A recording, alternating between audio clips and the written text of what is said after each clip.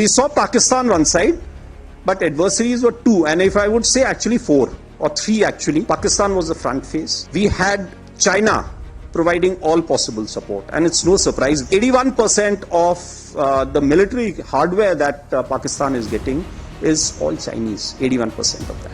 He is able to test his weapons. Turkey also played a very important role. The next important lesson is the importance of C4 ISR and civil military fusion.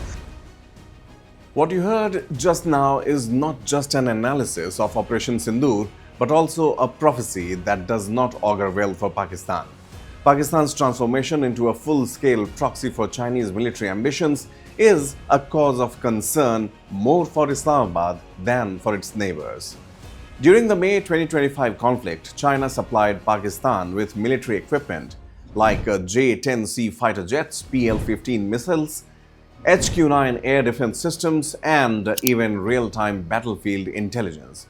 But this wasn't mere a support, it was experimentation. The battlefield effectively became a live laboratory for Chinese arms.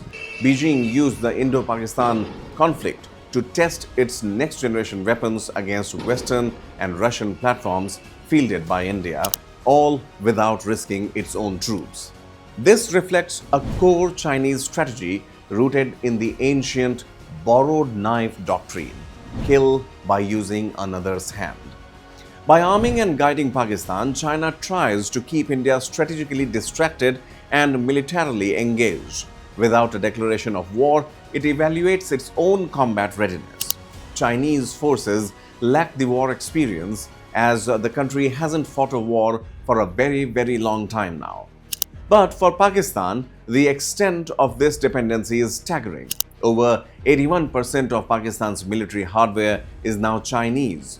From fighter jets to tanks, missiles to drones, Beijing's imprint is everywhere.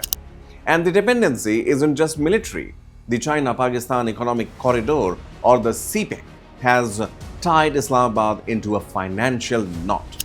Pakistan now owes over $28 billion to China, with CPEC repayments jumping 44% in the last fiscal year. Over the next 2 decades, Pakistan is projected to pay $40 billion on a $26.5 billion investment.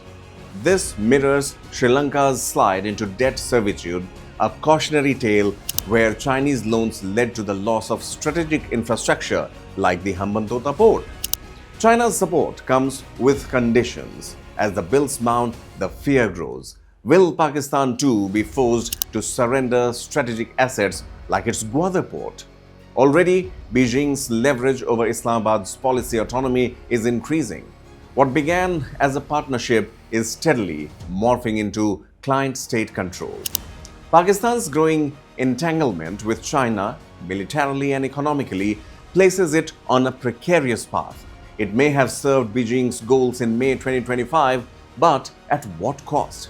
This borrowed knife alliance may offer short-term strength, but in the long run, it threatens Pakistan's sovereignty, solvency, and global standing.